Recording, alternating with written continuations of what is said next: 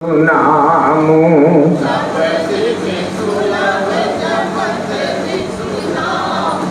मंगल भवन अमंगल हारी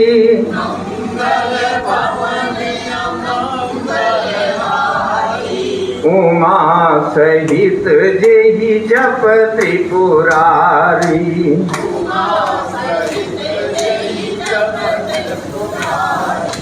जो पर लोक यहाँ सुख चाहो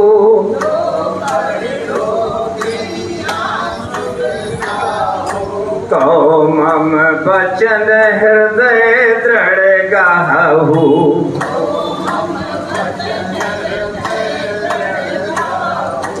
सरल सुगम मार्ग यह भाई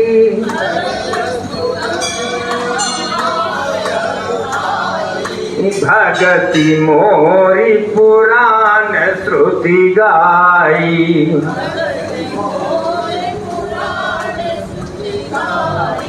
भक्ति सुतंत्र सकल सुख खानी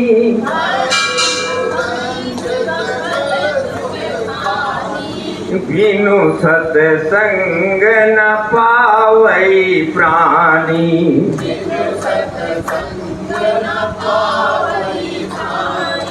पुण्य पुंज बिनु मिलहि न संता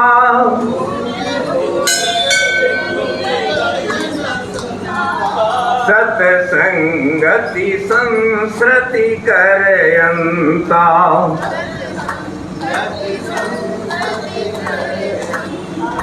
पुण्य एक जग महु नहीं दूजा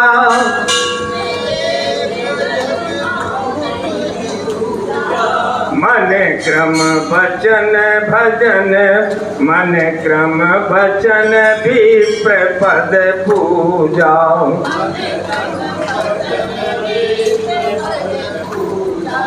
अब श्री राम कथा अति पावनी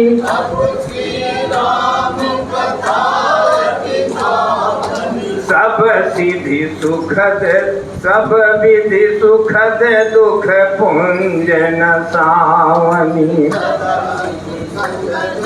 पुंज न सावनी सादर तात सुनावहु मोही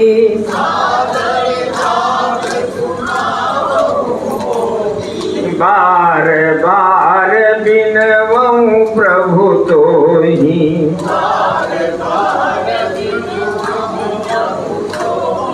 बोलिए सियावर रामचंद्र की जय प्रणवऊं पवन कुमार खलवन पावक ज्ञान धन जासु हृदय आगार बसहि राम चापोदर जय जय सीताराम।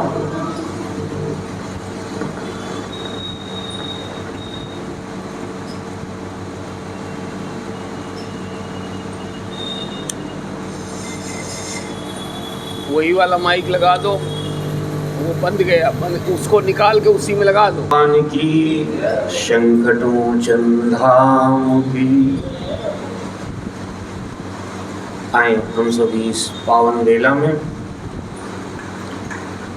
श्रद्धा सुमन के साथ चित्त को परमात्मा की पावन कथा की ओर ले चलते हैं। जहाँ आज का विषय होगा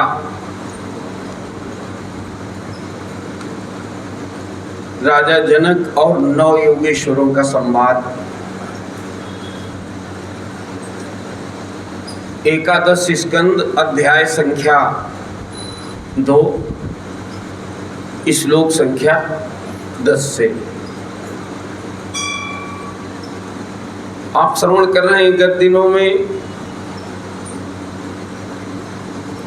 वसुदेव जी के यहाँ नारद जी पधारे हैं। उन्होंने आदर वंदन किया, पूजन किया और कहा ऋषिवर अब हमें इस बात का कोई भ्रम नहीं रहा कि परिस्थिति में ऐसा हो जाएगा तो तृप्त हो जाऊंगा, वैसा हो जाएगा तो तृप्त हो जाऊंगा। और अब मैं संसरण नहीं चाहता हूं।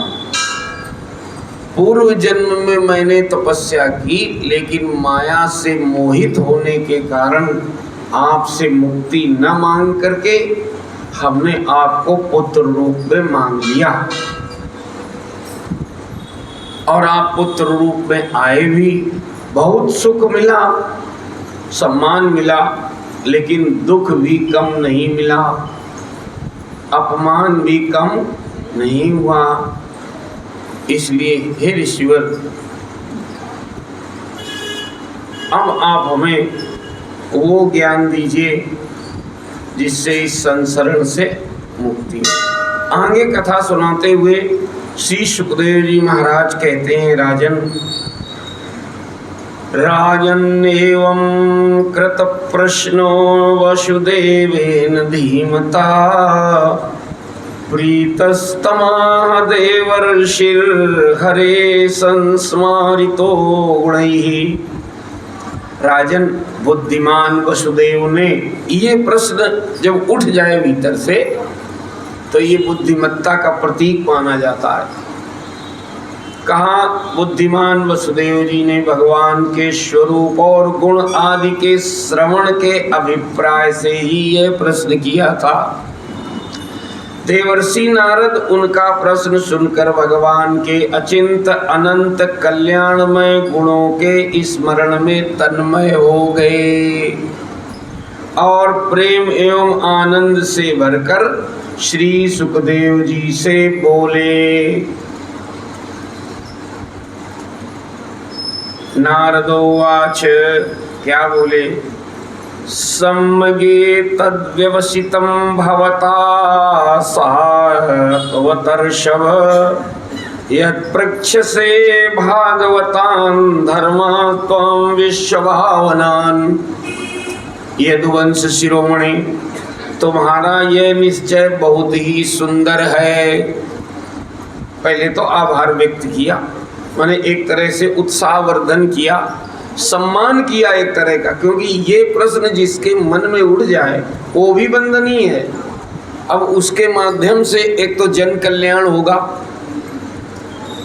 भाई उसको लिखा जाएगा तो आने वाले समय में जब किसी का चित्त इस उच्च धरातल पर पहुंचेगा, उसका ये प्रश्न बनेगा तो उसके लिए वही उत्तर कार्य कर देगा।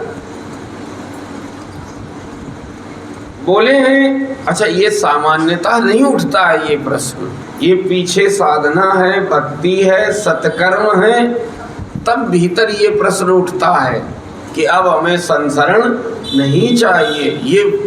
ये भ्रम मिट गया कि ऐसा हो जाएगा तो हम तृप्त हो जाएंगे, वो ऐसा हो जाएगा तो हम, ऐसा वैसा होने से दद्दा मेरे कुछ होने वाला है नहीं। आप अगर 50 साल पीछे से देखो तो ऐसा वैसा तो रोज हो ही रहा है। तो सुनिए महाराज, नारद जी ने कहा, यदुवंश शिरोमणि, तुम्हारा यह निश्चय बहुत ही सुंदर है, क्योंकि यह भगवान के संबंध में है जो सारे विश्व को जीवन दान देने वाला है, पवित्र करने वाला है। श्रुतोनुपठितो ध्यात आदृतो वानुमोदितः सद्या पुनाति सद्धर्मो देव विश्वद्रोहो पिहा। वसुदेव जी, भागवत धर्म एक ऐसी वस्तु है, विषय पे आ गए ना, जिसे कानों से सुनने, वाणी से उच्चारण करने, चित्त से स्मरण करने, हृदय से स्वीकार करने या कोई इसका पालन करने जा रहा हो तो उसका अनुमोदन करने से ही मनुष्य उसी क्षण पवित्र हो जाता है। पर इतनी बड़ी बात पूछी उन्होंने, यही थी। तो जो कल्याण करने वाली है उसका नाम पहले उन्होंने बताया ना, वसुदेव जी, उसका नाम है भागवत धर्म। एक होता है सामान्य धर्म, है ना। पति पत्नी बच्चों परिवार के बारे में करना, राष्ट्र के बारे में करना, समाज के बारे में हित करना, ये क्या है? ये सामान्य धर्म है। ऋषियों के बारे में, पितरों के बारे में, ये क्या है? ये सामान्य धर्म है। अब नारद जी क्या बताने जा रहे हैं? भागवत धर्म जी। देखिए पहले तो उसकी महिमा बताते सुखदेव जी। भागवत धर्म एक ऐसी वस्तु है जिसे कानों से सुनने, वाणी से उच्चारण करने, चित्त से स्मरण करने, हृदय से स्वीकार करने, या कोई इसका पालन करने जा रहा हो दूसरा कोई, तो उसका अनुमोदन करने से ही मनुष्य उसी क्षण, ये बात खुलेगी आगे, ये थोड़ा ध्यान देने योग्य है और जल्दी इस पर मन विश्वास करता नहीं है, लेकिन वो सही है। कहा उसी क्षण पवित्र हो जाता है, चाहे वह भगवान एवं सारे संसार का ही द्रोही क्यों न हो जी। ये महिमा बताई सबसे पहले भागवत धर्म की। माने ये कोई न सोचे कि हम ज्यादा बड़े पापी हैं तो हम इससे हमारा तरन तारण नहीं हो सकता। आप कितने भी बड़े पापी द्रोही या कुछ भी हो जाएं, लेकिन कम से कम संसार द्रोही तो नहीं हो सकते। 2 4 10 50 तो आपके हितैषी भी होंगे। उन्होंने कसौटी रख दी, कहा चाहे वह भगवान का एवं सारे संसार का ही द्रोही क्यों न हो। आगे बोले, सुनिए महाराज। त्वया परम कल्याणा पुण्य श्रवण कीर्तन स्मारितो भगवान अद्य देवो नारायणो मम। जिनके गुण, लीला और नाम आदि का श्रवण तथा कीर्तन पतितों को भी पावन करता है जी।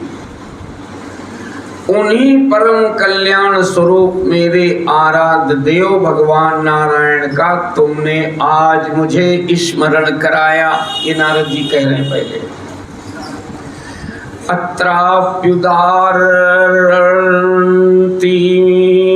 इतिहासं पुरातनम् आर्षभाणां च संवादं विदेहस्य महात्मनः। वसुदेव जी, तुमने मुझसे जो प्रश्न किया है इसके संबंध में संत पुरुष एक प्राचीन इतिहास कहा करते हैं। यह वह इतिहास है ऋषभ के पुत्र 9 योगीश्वरों और महात्मा विदेह का शुभ संवाद। प्रियव्रतो नाम सुतो मनो स्वायंभुवस्याः तस्याग्नि दस्ततो नाभिर्ऋषिभस्तत्सुता स्मृताः। का वसुदेव जी, तुम जानते ही हो कि स्वयंभू मनु के एक प्रसिद्ध पुत्र थे, नाम था उनका प्रियव्रत। कथा आपने जरूर सुनी होगी। प्रियव्रत के आग्निद्र, आग्निद्र के नाभि और नाभि के पुत्र हुए ऋषभ। कहा तमाहुर्वासुदेवान् सम्मोक्ष धर्म विवक्षया अवतीर्णम सुत सतम स्यासीत् ब्रह्मपारगम। कहा शास्त्रों ने उन्हें भगवान वासुदेव का अंश कहा है। किसको? ऋषभ देव। मोक्ष धर्म का उपदेश करने के लिए उन्होंने अवतार ग्रहण किया था।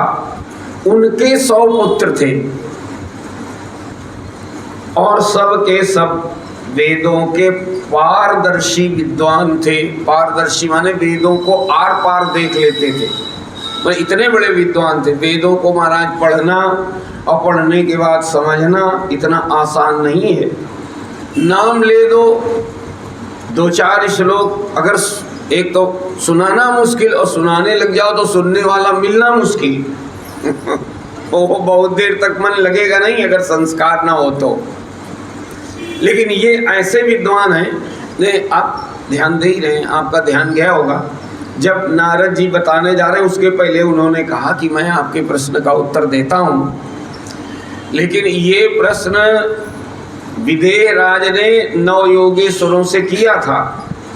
अब वो बता रहे हैं कि ये संयोग कैसे बना था, ये 9 योगेश्वर कौन थे, उनके विषय में बता रहे हैं। तो कहाँ से चले? प्रियव्रत से चले।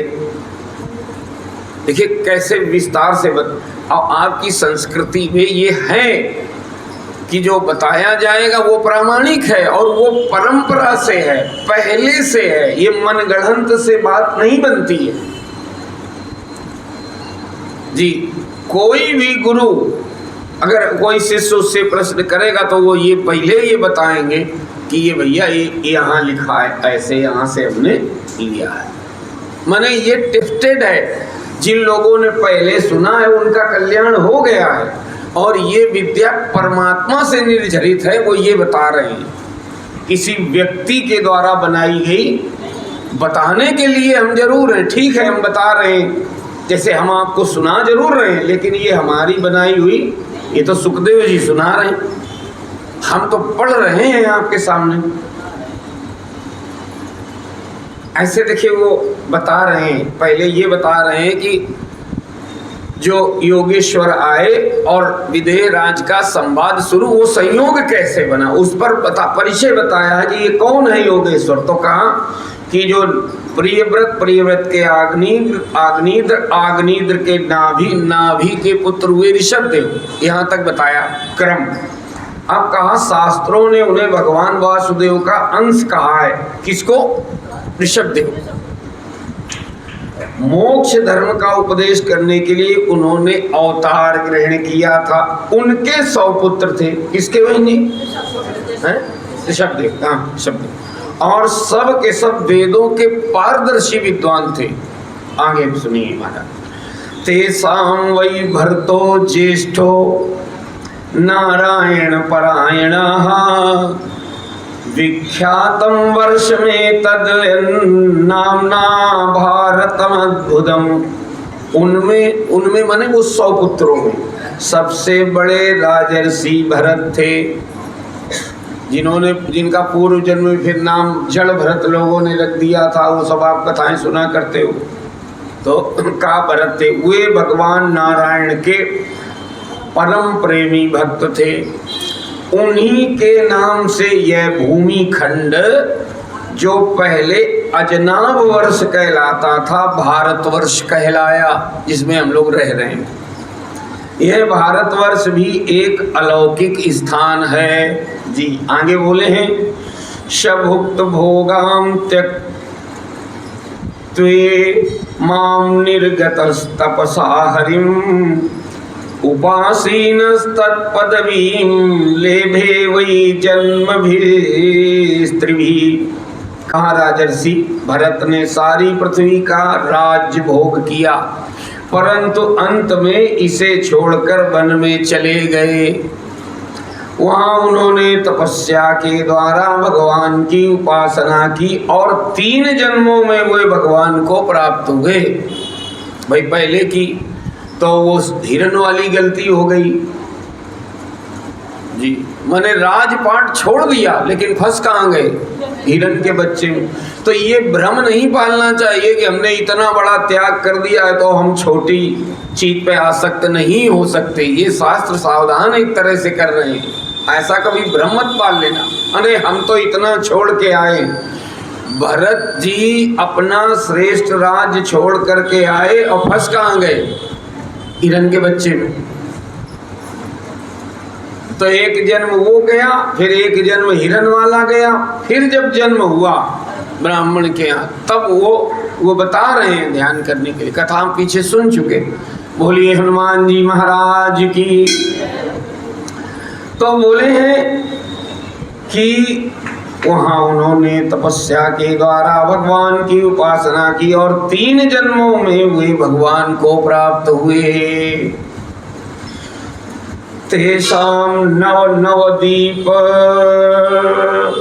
पतयोस्य समन्ततः कर्म तंत्र प्रणेतार एकासी तिर्द्विजातया। भगवान ऋषभदेव के शेष 99 100 पुत्र थे ना, तो शेष 99 पुत्रों में 9 पुत्र इस भारतवर्ष के सब और स्थित 9 द्वीपों के अधिपति हुए।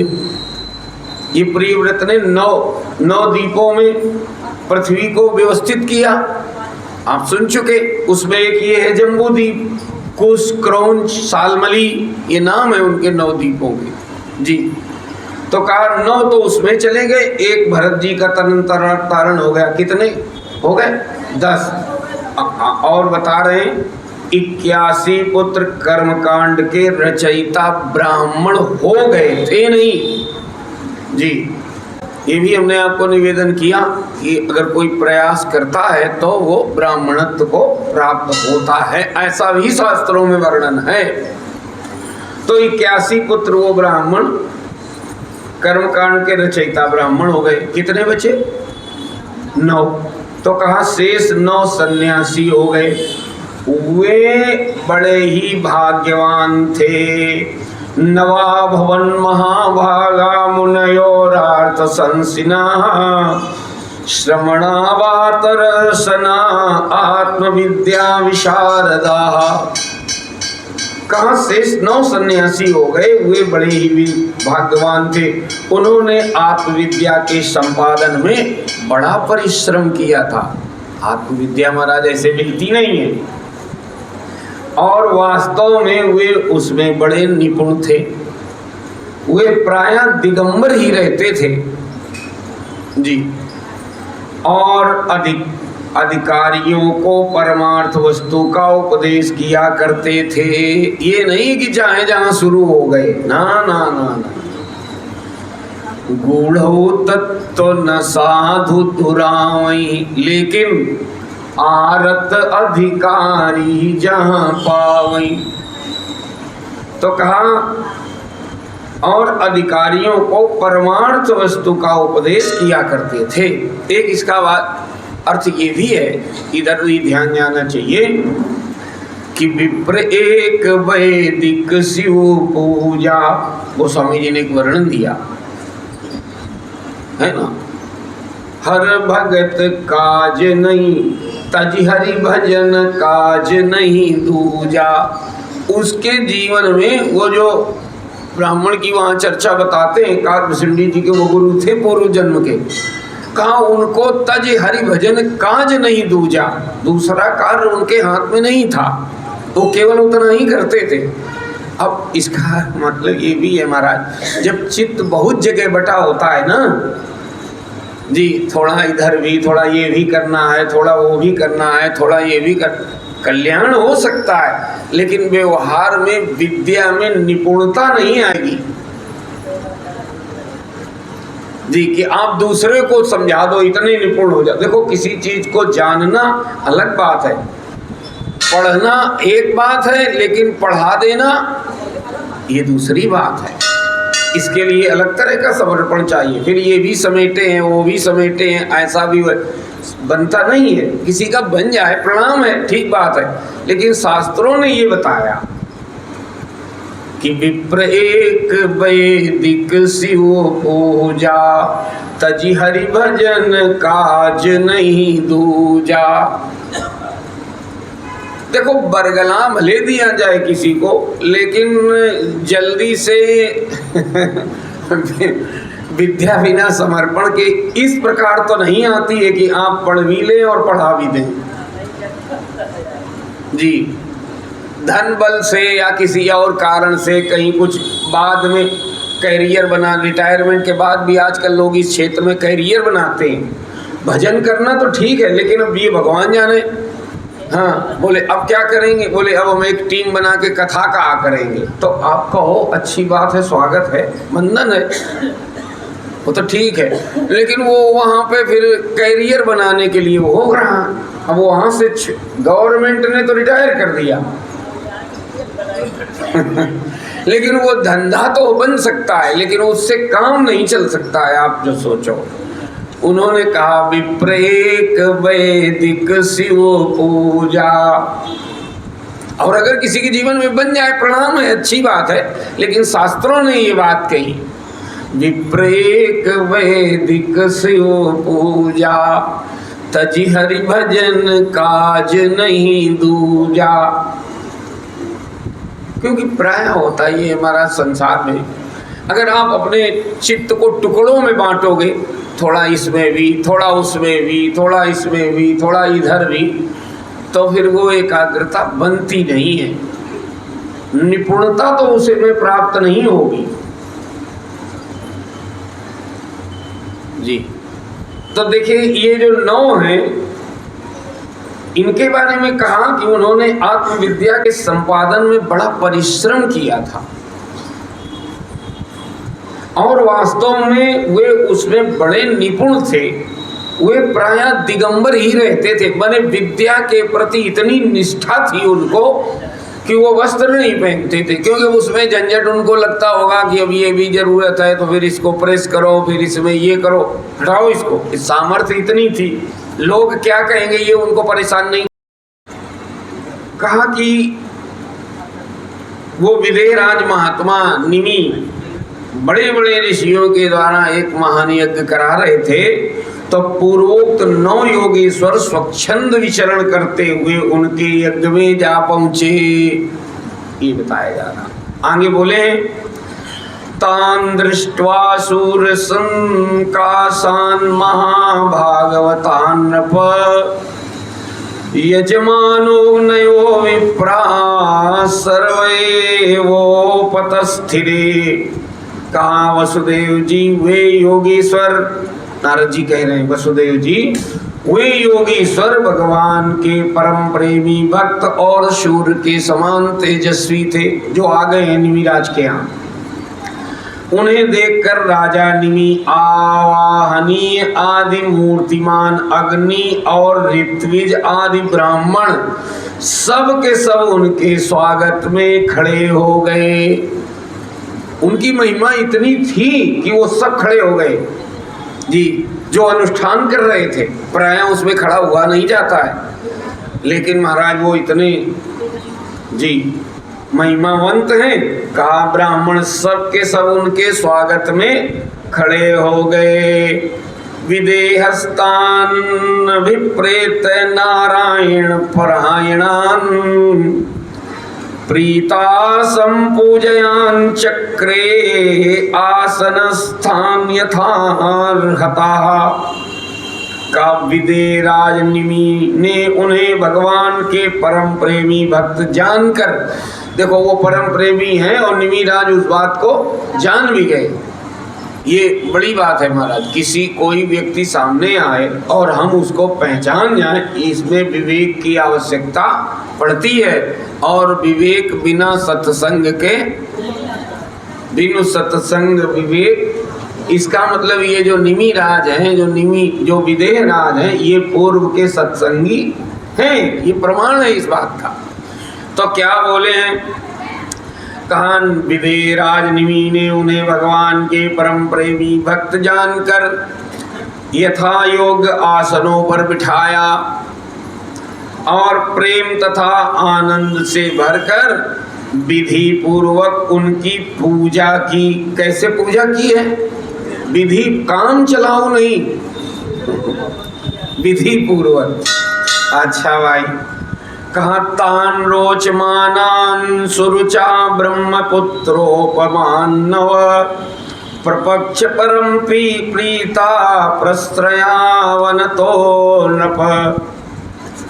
विदेहराज निमि ने उन्हें भगवान के परम प्रेमी भक्त जानकर यथा योग आसनों पर बिठाया और प्रेम तथा आनंद से भरकर विधि पूर्वक उनकी पूजा की। वे नवों योगीश्वर अपने अंगों की कांति से इस प्रकार चमक रहे थे, तेजस्विता थी उनमें, मानो साक्षात ब्रह्मा जी के पुत्र सनकादि मुनीश्वर हो। उनका भी वही काम है, इनका भी वही काम है। राजा निमि ने विनय से झुककर परम प्रेम के साथ उनसे प्रश्न किए। जी, कहा विदेवाच, प्रश्न करने का तरीका आपने समझ लिया कि जब वो आए हैं उनका आदर वंदन किया है, पूजन किया, आसन पर बिठाया, अब प्रश्न हुआ है। जी, ये नहीं कि आते ही आते पहले ही या कहीं ट्रेन में कोई बैठा और भाई कुछ सुनाओ, और वो शुरू भी हो गए। मैंने वो कोई टेप रिकॉर्डर है कि आपने ऑन कर दिया शुरू हो गए। हाँ, ये भी देखा जाता है, ये कोई तरीका थोड़ी है जी। और फिर जैसा ऑन करने वाला फिर वैसे ही ऑन होने वाला भी होता है वो, तो जैसा पूछने वाला और वैसे बताने वाला। पूछने की भी एक विधि है और बताने की भी एक विधि है जी। ब्रह्म विद्या का प्रकटन सब जगह नहीं किया जाता, नहीं तो अपमान होता है विद्या का, लोग हंसी उड़ाते। वो हंसी करने के लिए आपसे कह रहा था कुछ सुनाओ भाई, आप शुरू हो गए जी। पहले ये देखो कि ये योग है भी कि नहीं है ना। यह न कहिए कब हूँ सठई हठ सीलई, और जो मन लाई न सुनी हरि लीलई। बोले जो मन लगा करके भगवत श्रवण न करता हो उसको इसे कभी भी नहीं सुनाना चाहिए जी। चाहे वो, उन्होंने कहा सुरपति सरिस होए नृप जब हूँ, चाहे वो राजा हो चाहे देवताओं का राजा इंद्र जैसा हो जी। माने ये इसमें दो बातें आ गई। राजा को सुनाने में नाम हो जाएगा कि उन्होंने उनसे कथा सुनी इसलिए भी सुना सकते हो, और इंद्र का सुनाने का मतलब ये कि बहुत सारा धन मिल रहा हो। शास्त्रों ने तो तब भी मना किया, अयोग को तब भी नहीं सुनाना चाहिए, विद्या का अपमान होता है। आप देखो तो आपके सनातन धर्म में कितनी कसी हुई शैली में शास्त्र हैं। हर जगह बता दिया गया है कि इस चीज का वो प्रयोग कैसे किया जाएगा, कौन करेगा और वो फलित कैसे होती है। तो सुनिए महाराज, अब राजा निमि ने विनय से झुककर परम प्रेम के साथ उनसे प्रश्न किया। किनसे किया? नवयोगीश्वर। हाँ, क्या किया? विदेवाच, वो विदेराज निमि बोले, मन्ने भगवता साक्षात पार्षदान ओ मधुद्विषा, विष्णोर्भूतानि लोकानां पावनाय चरन्ति। जीवों के लिए मनुष्य शरीर का प्राप्त होना दुर्लभ है। पहली लाइन खींची, माने अगर किसी को मनुष्य शरीर प्राप्त है तो उसे जी उसको महत्व देना चाहिए। और सच बात ये है महाराज, आपको लगता है कि सब मनुष्य ही हैं क्योंकि आप मनुष्यों के बीच रहते हो। गिनती करोगे तो बर्रा में जितने मनुष्य नहीं है उससे कई गुना मच्छर पाए जाते हैं जी। और उसमें तमाम तरह के विषाणु और कीटाणु जिनकी गिनती नहीं है। चींटियां अगर निकलनी शुरू हो जाएं तो आप क्या समझते हो, हैं? कितनी संख्या है। अगर आप गिनती करोगे तो अन्य जीवों की अपेक्षा आपको मनुष्यों की संख्या बहुत कम मिलेगी जी। एक गूलर को आप ऐसे तोड़िए, उसमें देखना कितने सारे बुनबुने हैं, आप गिनती नहीं कर सकते। ये ना जानना कि सब मनुष्य, हम आप मनुष्यों के बीच ही केवल व्यवहार करते हैं तो हमारी दृष्टि में केवल उतना ही रहता है। तो वो देखो पहली लाइन बोल रहे हैं, भगवान मैं ऐसा समझता हूं कि आप लोग मधुसूदन भगवान के पार्षद ही हैं, क्योंकि भगवान के पार्षद संसारी प्राणियों को पवित्र करने के लिए विचरण किया करते हैं। जीवों के लिए मनुष्य शरीर का प्राप्त होना दुर्लभ है। वो निमिराज बोल रहे हैं। इसका अर्थ क्या हुआ महाराज? उनको अपने मानव होने का महत्व मालूम है कि ये किस लिए मिला है, कितना महत्वपूर्ण है पता नहीं, अब शास्त्रों ने तो कह दिया बहुत जन्मों के बाद आपको ये मिला है, आप चाहे सदुपयोग करो या न करो। आगे बोले हैं दुर्लभो मानुषो देहो देहिनां क्षणभंगुरः तत्रापि दुर्लभम मन्ये वैकुंठ प्रिय दर्शनम। कहा जीवों के लिए मनुष्य शरीर का प्राप्त होना दुर्लभ है, यदि वह प्राप्त भी हो जाता है तो प्रतिक्षण मृत्यु का भय सिर पर सवार रहता है जी, क्योंकि यह क्षणभंगुर है, कब चला जाए इसका कोई ठिकाना नहीं है। इसलिए अनिश्चित मनुष्य जीवन में भगवान के प्यारे और उनको प्यार करने वाले भक्तजनों का, संतों का दर्शन तो और भी दुर्लभ है। एक तो मनुष्य शरीर दुर्लभ और उससे ज्यादा संतों का संग दुर्लभ जी। सत्संगति दुर्लभ संसारा और निमिष दंड भरी एक ही बारा। बोले हैं आगे कह रहे हैं आत्यांतिकम क्षेमं प्रक्षामो भवतो नघा संसारेस्मिन् क्षणार्धोऽपि सत्संगासेवधिर्नृणाम्। इसलिए त्रैलोक पावन महात्माओं को क्या बोला जा रहा त्रैलोक? क्यों? क्योंकि ये त्रैलोक पावन कथा इनके पास है। जैसे जिसके पास दुकान होती है तो उसको क्या कहा जाता है? दुकानदार। ऐसे वो त्रैलोक पावनी कथा इनके पास है, इसलिए इनको त्रैलोक पावन कहा जा रहा है। तो क्या बोले? कहा इसलिए त्रैलोक पावन महात्माओं, हम आप लोगों से यह प्रश्न करते हैं कि परम कल्याण का स्वरूप क्या है। प्रश्न शुरू है मेरा, पहला ही है परम कल्याण का। कल्याण माने उन्नति, विकास, और परम कल्याण माने देखो, अब शब्द तो है। देखो हम लोगों का कल्याण तो बहुत बार होता है, नहीं लोग कह देते ऐसा उनका तो कल्याण हो गया है ना। कहीं से कोई धन मिल गया तो लोग क्या बोलते हैं? उनका तो कल्याण हो गया। बहुत बीमार थे, कहीं पर ठीक हो गए तो क्या बोला जाता है? उनका तो कल्याण हो गया। तो कल्याण हो गया माने उन्नति हुई है, विकास हुआ, वो ठीक है। चलिए व्यवहारिक भाषा भी ये सही है, लेकिन परम कल्याण का स्वरूप क्या है ये पूछा है। परम कल्याण माने ऐसा कल्याण कि फिर कल्याण की आवश्यकता न रहे। आम देखना कल्याण होता भी रहता है और कल्याण की हमको जरूरत भी बनी ही रहती है, तो कैसा कल्याण जी। परम कल्याण का स्वरूप क्या है?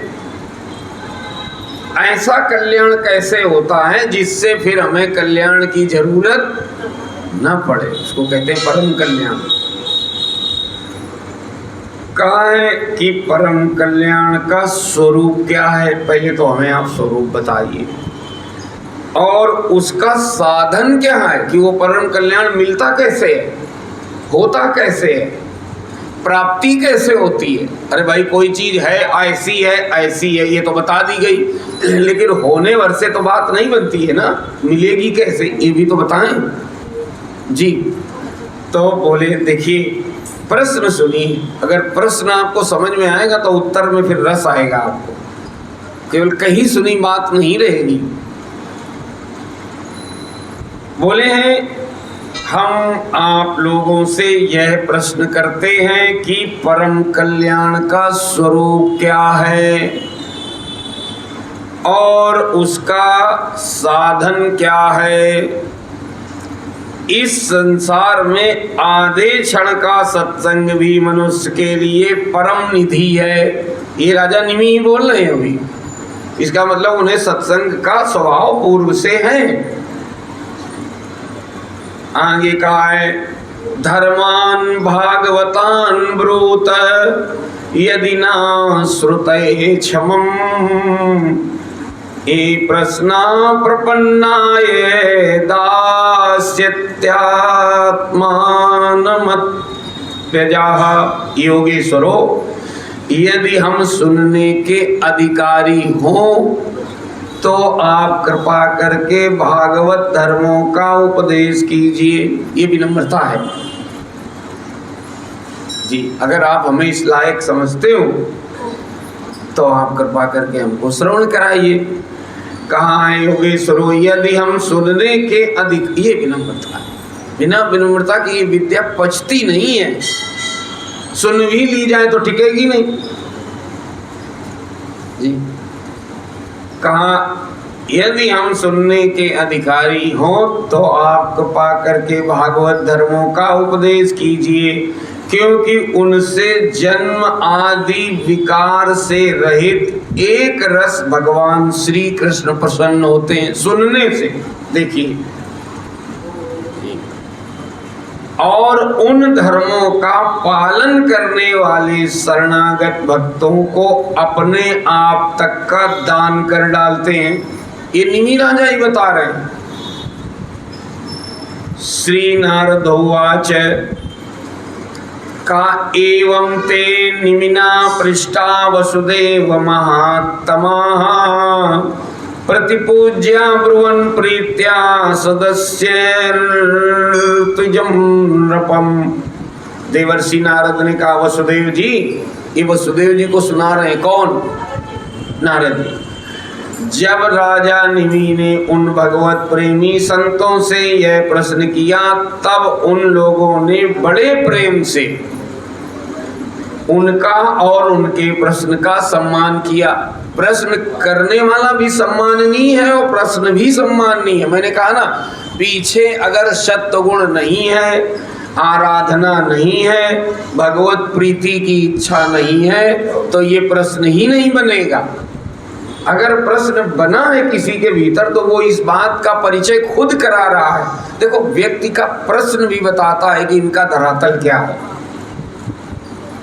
जब वो व्यक्ति पूछता है ना तो पता चल जाता है, नहीं तो वो यही पूछेगा, कुंभकर्ण की सराज का नाम बताओ। पता चल गया, और क्या। सुना है कभी कि नहीं? और बाद में फिर बाहर जाके आपस में चर्चा क्या करेगा, हमने ऐसा पूछा कि वो महाराज जी चारों खाने, पता ही नहीं। बढ़िया प्रश्न ये बता देता है कि सामने वाले व्यक्ति के चित्त का धरातल क्या है, इनकी समझ कहाँ तक है और ये चाहते क्या हैं। कहा उनके प्रश्न का बोले हैं वसुदेव जी, जब राजा निमि ने उन भगवत प्रेमी संतों से यह प्रश्न किया, तब उन लोगों ने बड़े प्रेम से उनका और उनके प्रश्न का सम्मान किया। वो व्यक्ति भी सम्माननीय है, क्योंकि वो भगवत प्रेमी नहीं होगा तो ये वाला प्रश्न नहीं उठेगा। और प्रश्न भी सम्माननीय है, क्योंकि प्रश्न में कई चीजें, अब उसके उत्तर से परोपकार होने वाला है, जगत में एक बड़ा कार्य होने वाला है। केवल उन्हीं को लाभ थोड़ी होगा, जितने लोग सुनेंगे उसको। आज भी जितने सुन रहे हैं तो उसका कारण कौन बना? वो निमि का प्रश्न जी। अगर उन्होंने वो प्रश्न नहीं किया होता तो 9 योगेश्वरों से वो विद्या का प्रकटन नहीं हुआ होता। इसलिए वो प्रश्नकर्ता भी आदरणीय और प्रश्न भी आदरणीय। कहा कि प्रश्न का सम्मान किया और सदस्य तथा ऋत्विजों के साथ बैठे हुए राजा निमित्त से बोले। कौन बोले? 9 योगेश्वर। 9 योगेश्वरों में एक बोले। कौन बोले? कहा कविरुवाच, कवि बोले। 9 के नाम बताए थे, उन्हें पहला नाम था कवि। कवि हरि अंतरिक्ष। अब क्या बताया? तो कवि बोले, कामन्ये कुतचित् भयमच्युतस्य पादाम्बुजोपासनमत्र नित्यम् उद्विग्न बुद्धिरसदात्मभावात् विश्वात्मना यत्र निवर्तते भी। अब महाराज हम आगे इस मंत्र पर चर्चा करें। आए उसके पहले हम लोग अच्छे मन से भागवत पाठ कर लेते हैं। बोलिए शंकर भगवान की, बोलिए गोविंद भगवान की जय हो। अच्युतम केशवम राम नारायणम,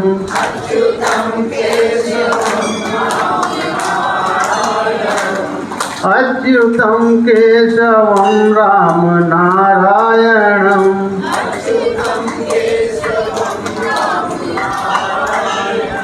कृष्ण दामोदरम वासुदेवम हरिम,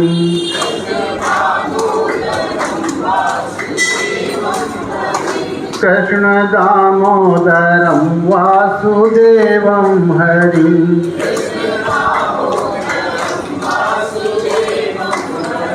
श्रीधरम माधवम गोपिका वल्लभम,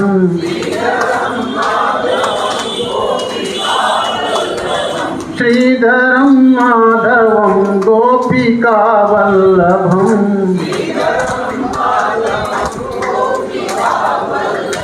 जानकी नायकम रामचंद्रम भजे,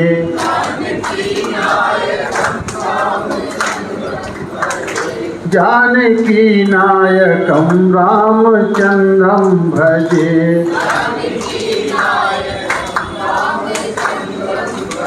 बोले लक्ष्मी नारायण भगवान की जय हो। श्री भगवान वाच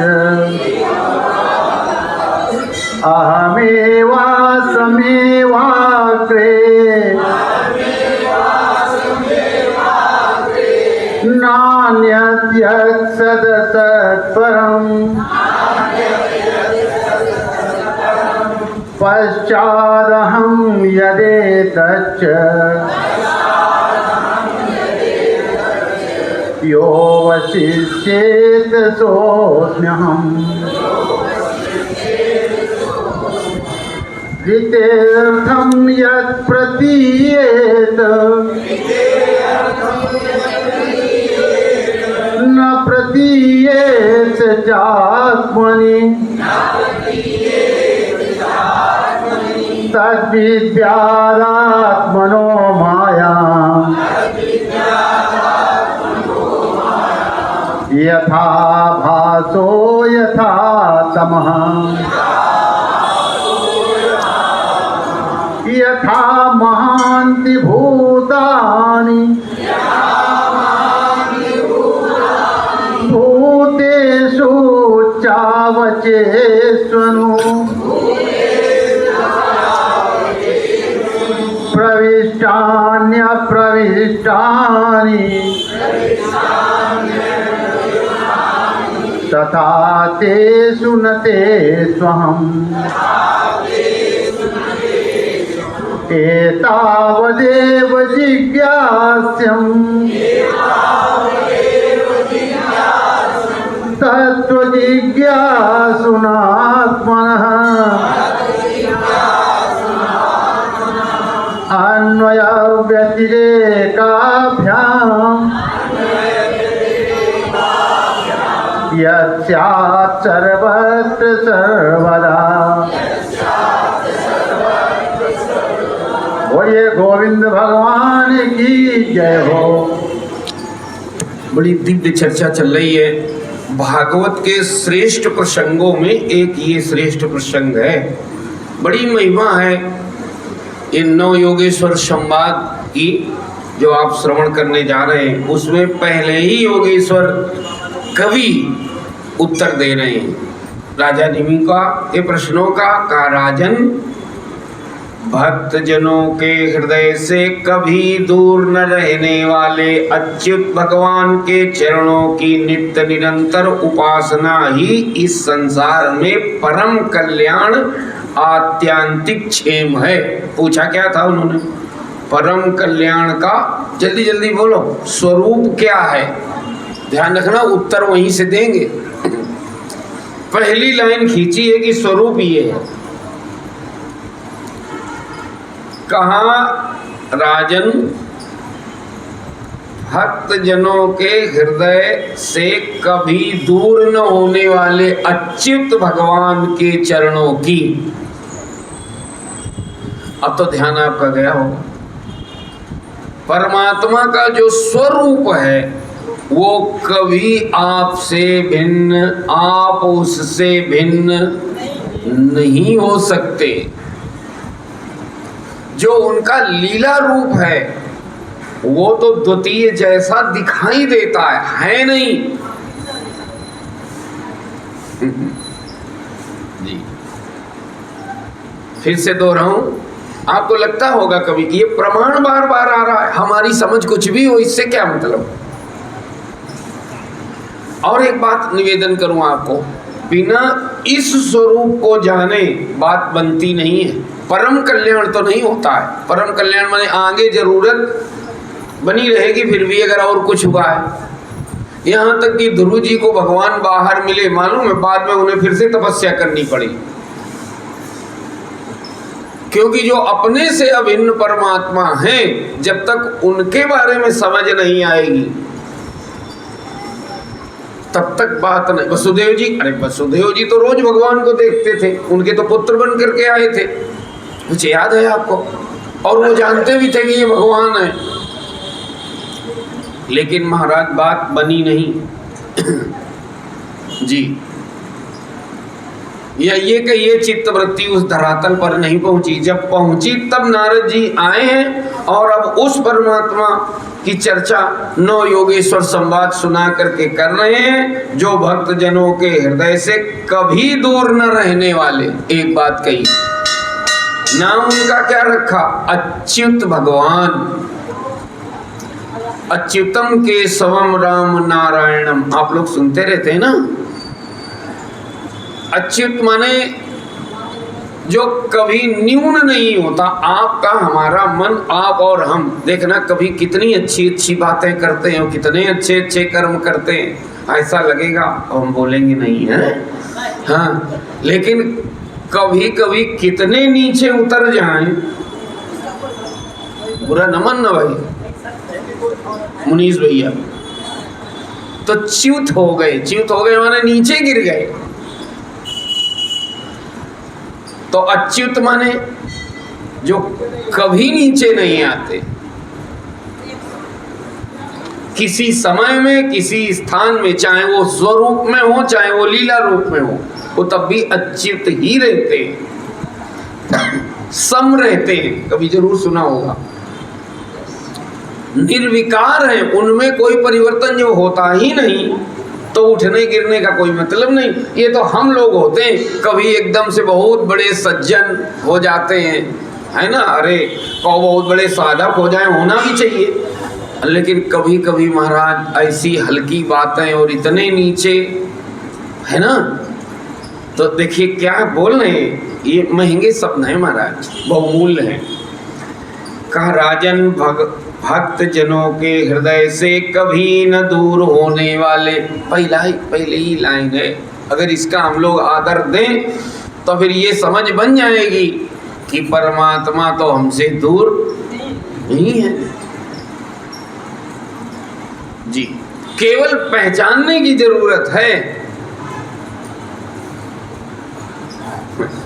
धर्म के क्षेत्र में महाराज जितना बिखराव हुआ है और जितनी इधर उधर की बातें जुड़ गई, और किसी क्षेत्र में इतनी नहीं जुड़ी है, और जितना खिलवाड़ इन शास्त्रों के क्षेत्र में हुआ है और किसी क्षेत्र में इतना नहीं हुआ है, सब में होता है।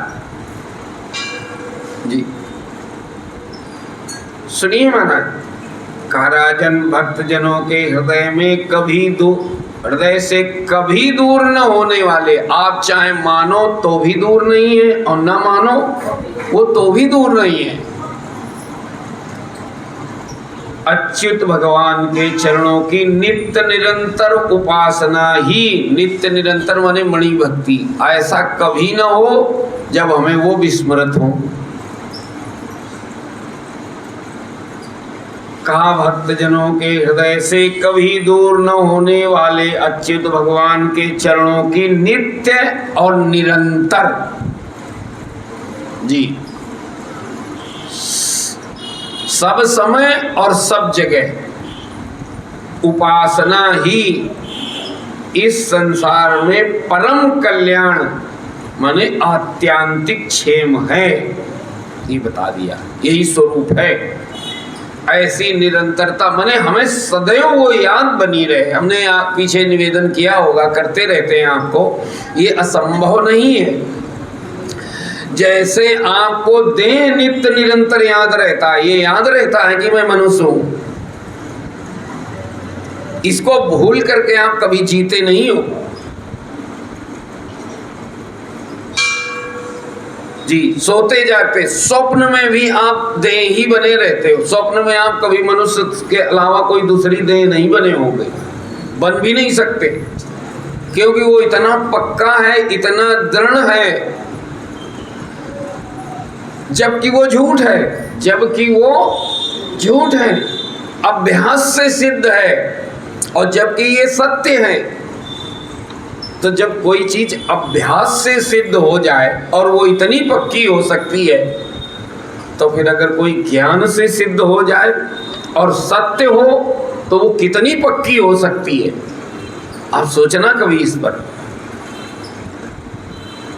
तो मैं निवेदन ये कर रहा था कि जैसे हमें 24 घंटे ये याद रहता है क्या कि मैं देह हूं, मनुष्य हूं,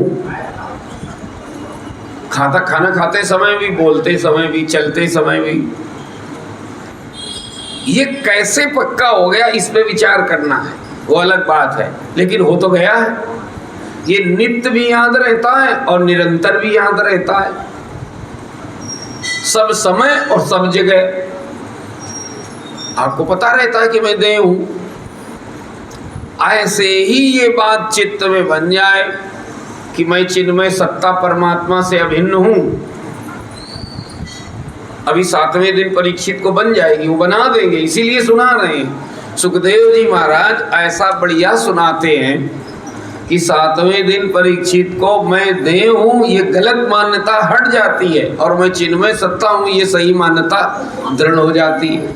बात बन गई। इसी को परम कल्याण का स्वरूप यही है, इसीलिए पूजा की जाती है इन ग्रंथों की, इसीलिए भागवत जी को श्रेष्ठतम माना जाता है। आप देख लीजिए कि अगर प्रश्न हो जाए कि सबसे अधिक समय तक, सबसे अधिक बार, सबसे अधिक लोगों के द्वारा पढ़ा सुना जाने वाला ग्रंथ, तो नाम आएगा श्रीमद् भागवत महापुराण जी। क्योंकि बहुत, अब रामचरितमानस कहोगे वो ठीक है, लेकिन रामचरितमानस को तो आए अभी 500 वर्ष भी पूरे नहीं हुए, और भागवत जी 5000 है ना। इसका मतलब ये नहीं कि आप मानस को हल्का कर लें, ये कहने का अर्थ बिल्कुल नहीं है। उन्होंने हिंदी में लिख दिया, यहाँ संस्कृत में लिखा है, बात तो वो वही है, भगवान के बारे में है। तो मैं यहाँ निवेदन कर रहा था कि वो नव योगेश्वरों में कवि बता रहे राजा निमि को, राजन भक्त जनों के हृदय से कभी न दूर होने वाले अच्युत भगवान के चरणों की नित्य निरंतर उपासना ही इस संसार में परम कल्याण आत्यांतिक क्षेम है। उपासना माने ये अनुभव करते रहना कि मैं परमात्मा के निकट हूँ, ये उपासना। बाद में वो उपासना भी नहीं रहती सिद्धा, लेकिन आरंभ तो यहीं से होता है। उपासना माने उपासन, सन्निकट बैठना, आसन माने बैठना, उप माने समीप। कहीं चित्त में ये बात सज जाए कि परमात्मा हमसे भिन्न, हम उनसे भिन्न नहीं। वो बात अलग की है, हम अभी मान रहे हैं कि ठीक है, तो ये उपासना बन जाए। यही बनाने के लिए महाराज सारा कर्म कांड, जप तप, कथा भागवत सब कुछ, और ये बन रहा है तो आप साधक हो, तो आप भक्त हो। उपासना अगर बन रही है तब तो भक्ति हमारी ठीक है, नहीं बन रही तो उस पर विचार करने की जरूरत है। माने कम से कम हम जहाँ जा रहे हैं तो इतना तो पता चल जाए कि हम सीधी दिशा में चल भी रहे हैं कि उल्टी दिशा में जा रहे हैं। अब अगर महाराज सीधी दिशा में चल रहे हैं और कछुआ चाल भी चल रहे हैं तो भी एक न एक दिन बाद बन जाएगी। लेकिन अगर उल्टी दिशा में चल रहे हैं और खरगोश चाल चल रहे हैं, भाई आर्यन तो बताइए फिर वैभव तो क्या होगा, जल्दी जल्दी बोलो। चाल तो खरगोश की तरह चल रहे हैं लेकिन उल्टी दिशा में चल रहे हैं तो क्या होगा मिस्टर वैभव द्विवेदी? कभी मंजिल बल्कि निकटता में नहीं प्राप्त होगी, बल्कि दूरी बढ़ती चली जाएगी। कई बार अगर गुरुओं का निर्देशन न मिले तो हमारे जीवन में ऐसी गलतियां हो जाती हैं। पूजा और भक्ति के नाम पर हम दूरी घटाने की जगह बढ़ा लेते हैं, भक्ति बढ़ाने की जगह अभिमान बढ़ा लेते हैं। इसलिए इनके निर्देशन की आवश्यकता बताई गई। सुनिए महाराज, कहा है राजन, भक्त जनों के हृदय से कभी दूर न होने वाले अच्युत भगवान के चरणों की नित्य निरंतर उपासना ही, उपासना भी नहीं, उपासना ही इस संसार में परम कल्याण आत्यांतिक क्षेम है और सर्वथा भय शून्य है। इसी चीज की सिद्धि होने पर सर्वथा माने हमेशा के लिए भय जाता है, नहीं तो महाराज वो भय जल्दी जल्दी बोलो बने रहता है। कभी किसी बात को लेकर के भय, बुढ़ापा आएगा तब क्या होगा, अभी तो ठीक है ना? हाँ अभी तो ठीक है, आगे होगा तो क्या होगा, अभी तो ठीक है। अगर ऐसा हो गया तो क्या होगा, अगर वो ऐसा हो गया तो क्या होगा, वो किसी न किसी रूप में भय बना रहता, सर्वथा नहीं जाता है।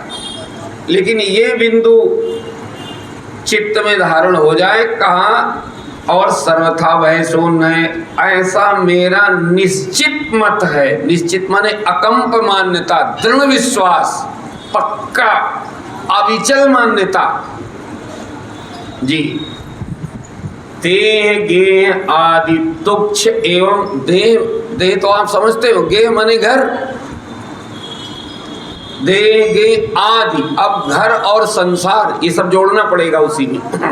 देह गेह दो चीजें सबके पास हैं, आप हो और आपका घर संसार वो है। तो बोले हैं कि देह गेह आदि तुच्छ एवं असत पदार्थों में, अरे रामा क्या देह गेह को वो क्या बोल गए, पहले तो कहा तुच्छ और फिर कहा असत पदार्थों में अहमता एवं ममता हो जाने के कारण जिन लोगों की चित्त वृत्ति उद्विग्न हो रही है उनका भय भी इस उपासना का अनुष्ठान करने पर पूर्णतया निवृत्त हो जाता है।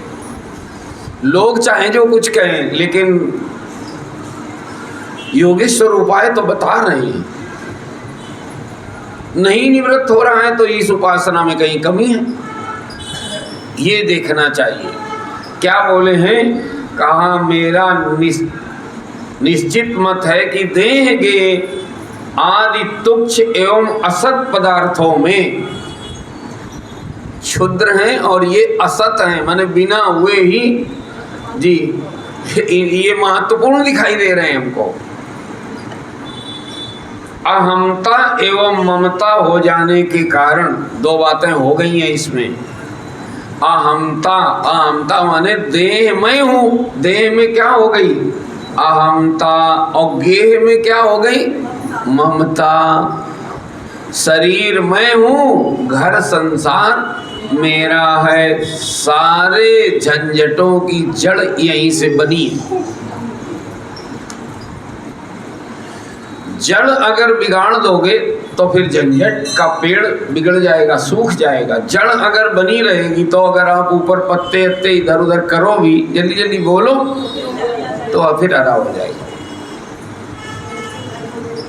कहा देगे आदि तुच्छ एवं असत पदार्थों में अहंता एवं ममता हो जाने के कारण जिन लोगों की चित्त वृत्ति उद्विग्न हो रही है, माने चित्त वृत्ति उद्विग्न हो रही है, तो उसका मूल कारण ये है क्या कि देह में हो गई है अहंता और घर संसार में हो गई है ममता।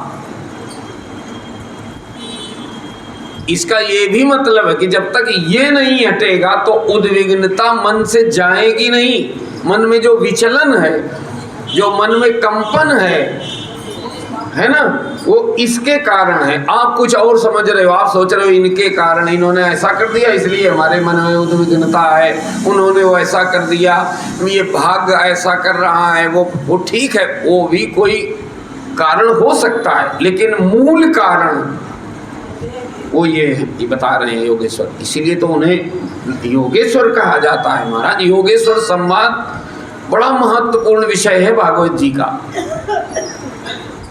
बोले हैं देह के आदि तुच्छ एवं असत पदार्थों में अहंता एवं ममता हो जाने के कारण जिन लोगों की चित्त वृत्ति उद्विग्न हो रही है, उनका वह भी इस उपासना का अनुष्ठान करने पर पूर्णतया निवृत्त हो जाता है। ये वचन दे रहे हैं। कौन सी उपासना वो बता रहे हैं। अभी पहले स्वरूप बताया, अब उपासना बताने जा रहे हैं। उपासना का महत्व पहले बता दिया। महत्व इसलिए बताया जाता है कि महाराज महत्व मालूम ना हो तो बुद्धि जी लगती नहीं है, लाभ का लोभ न हो तो उधर खिंचाव। जल्दी जल्दी बोलो, पहले ये बताया जाए कि ये करने से मिलेगा क्या। तो बता रहे हैं उपासना का अनुष्ठान करने पर पूर्णतया निवृत्त हो जाता है। थोड़ा थोड़ा निवृत्त हो जाता है ऐसा नहीं बोले। अच्छा भाई आगे सुनिए।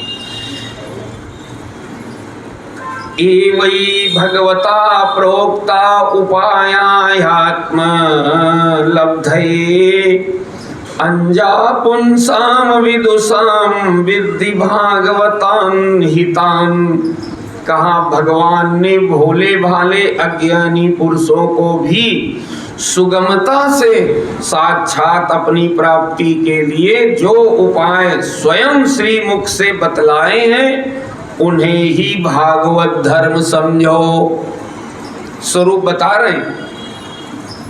पहले एक तरह से बताया, फिर दूसरे रूप से बता रहे हैं। इसको भागवत धर्म बोलते हैं। एक सामान्य धर्म है जो आप पालन कर रहे हो, ये भागवत धर्म है। कहा भगवान ने किस लिए ये भागवत धर्म बनाया। सुनो, भगवान ने भोले भाले अज्ञानी पुरुषों को भी सुगमता से साक्षात अपनी प्राप्ति के लिए, सुगमता माने आसानी से, जो उपाय स्वयं श्री मुख से बतलाए हैं उन्हें ही भागवत धर्म समझो। माने हम जो आपको बताने जा रहे हैं वो भगवान ने स्वयं अपने श्री मुख से बतलाए, ये भी उन्होंने बता दिया। माने हमारी बनाई हुई ये विद्या, जल्दी जल्दी बोलो, नहीं है। अच्छा भाई, कायानास्थाय नरो राजन्न प्रमादित कर्हिचित धावन्निमील्यवा नेत्रे न स्खलेन पते दिह। राजन, इन भागवत धर्मों का आलम्बन करके मनुष्य कभी विघ्नों से पीड़ित नहीं होता। विघ्न नहीं होते ये नहीं बोला जी। अब भाई आप इतना अगर सावधान होकर के श्रवण करोगे तो हमें बोलना पड़ेगा। हाँ, बाहर उथल पुथल तो रहेगी लेकिन आप पर वो प्रभावी नहीं होगी, ये बताएं। कहा अब जैसे आप ऐसे समझो सजा दी जाए, चींटी को सजा दी जाए कि आपके ऊपर एक फूल लाद दिया जाएगा, तो उसको तो महाराज फूल लादना, लेकिन हाथी को सजा दी जाए कि तुम पर एक फूल लाद दिया जाएगा, तो वही चीज उस पर प्रभावी है और वही चीज उस पर प्रभावी नहीं है। प्रभावी होना हो सकता है हाथी को आनंद आ जाए, 2-4 और रखो, फूल अगर मस्तक पर रखोगे तो अच्छा लगेगा, शीशा देखेगा अगर हाथी तो क्या कहेगा, जल्दी जल्दी बोलो, उसको सजा आ रही है कि मजा आ रहा, तो वो क्या कहेगा 10-5 और रख दो। लेकिन चींटी के ऊपर अगर रखो, है ना, तो देखिए क्या बोले हैं राजन, इन भागवत धर्मों का आलम्बन करके मनुष्य कभी विघ्नों से पीड़ित नहीं होता। ये ध्यान, जब ये लोग नहीं ठीक से हम लोग पढ़ते हैं तो हम लोग ये समझते हैं और कहने लगते हैं, वो बताओ भगत हैं उनके यहाँ भी ऐसी समस्याएं हैं, बोलते हैं कि नहीं? लेकिन अगर उन्हें समस्या होती तो भक्ति बंद न कर देते। भाई प्रहलाद जी को अगर डर लग रहा होता तो बंद कर देते, पिताजी यही तो कहते थे कि बोलना बंद करो। तो इसका मतलब क्या हुआ, वो तुम्हारी दृष्टि में उनको कष्ट है, बात समझ में आ रही है ना? तुम्हारी दृष्टि में वो बेचारे हैं, बेचारे घूमा करते हैं, उनकी वो स्वदृष्टि से बेचारे नहीं है जी, वो बहुत सबल हैं अंदर से। इसका मतलब ये भी है कि जिन चीजों को तुम महत्व दे रहे हो उन चीजों का उनके चित्त में कोई महत्व नहीं है, बात है ये, उन पर वो बात निष्प्रभावी है, ये कहा जा रहा है। अच्छा, मीराबाई को क्या समस्या थी आप बताएं?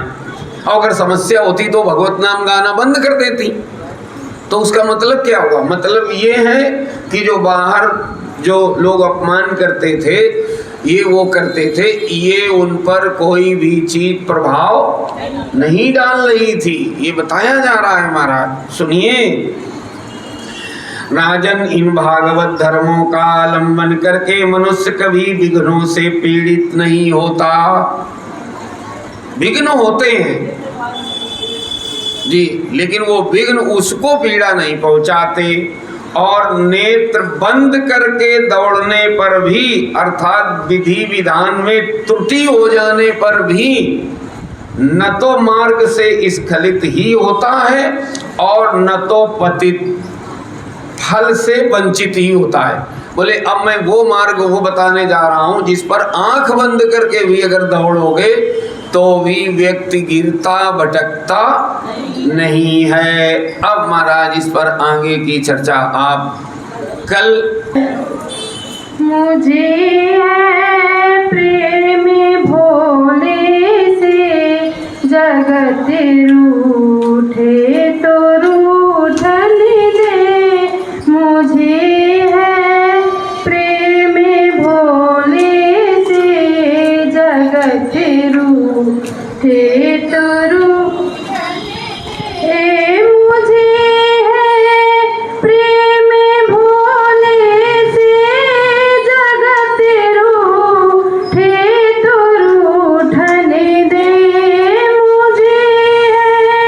प्रिय